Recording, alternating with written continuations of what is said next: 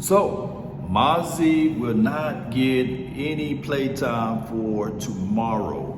He caught an allergic reaction to something, and he's not available to get going down there in Vegas.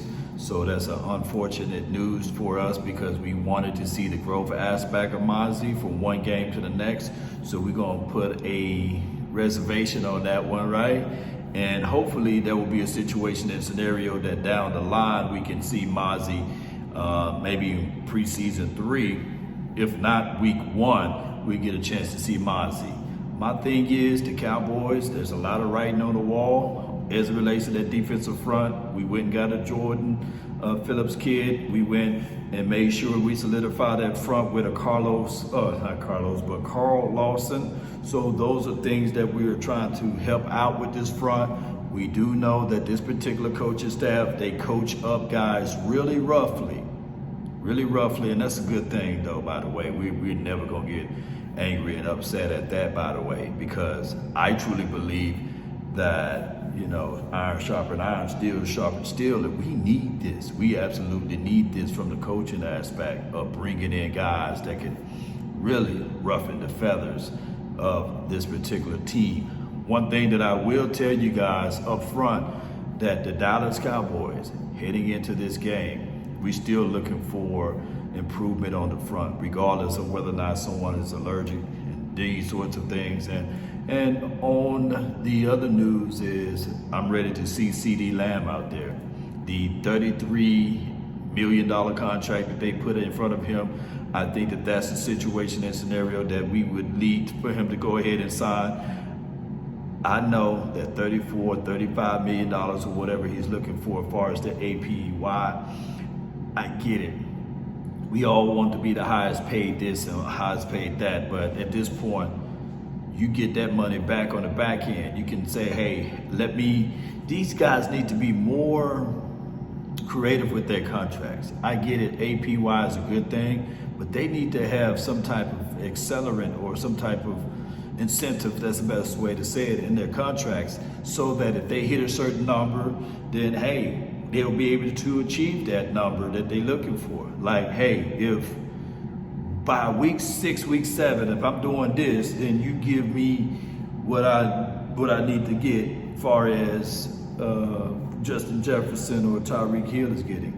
And I get it, because on the flip side, if you're not playing up to par, teams in the National Football League tend to cut you. That's the bottom line. So we need to find a happy medium with these contracts, but neither here nor there. Overall, I think that this team is doing a great job on trying to find some of the small pieces and colliding some of the players together as it relates to, hey, this is what we need, this is what we're going to go get, this is what we have right here on the table, and all of these guys are homegrown. I do like that aspect of it, but we could be better if we just fool around and have the sense of urgency. Better, meaning that if you seeing CD Lamb doing his thing, and he is a homegrown guy, then you should have approached him a year ago. The same could be said about these other guys.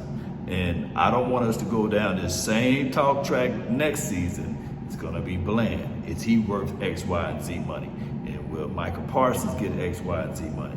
The Cowboys just need to learn to get in front of this thing so that we can make things work out. Now, as far as back to the Mazi case, the allergies and stuff like that, dude, we hope and pray that all is well, but we need to see you, bro, because week 1, hey, it's all about momentum. Week 2, hey, it's about keeping that momentum. Week 3, it's about, hey, this is who you are, right? This is who the Cowboys are. By week 3, you can figure out a lot of things where the team is headed to.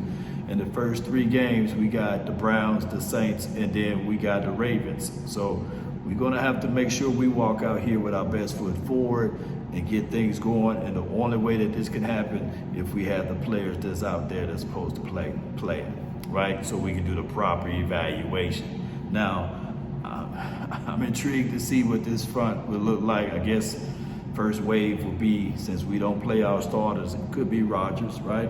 It could be some of those other guys like Denzel Daxon and those boys, but we need to see a little bit more from our contemporaries that's in this team, and especially Albert Huggins. We don't need for him to be getting pushed back and thrown out of the club, right?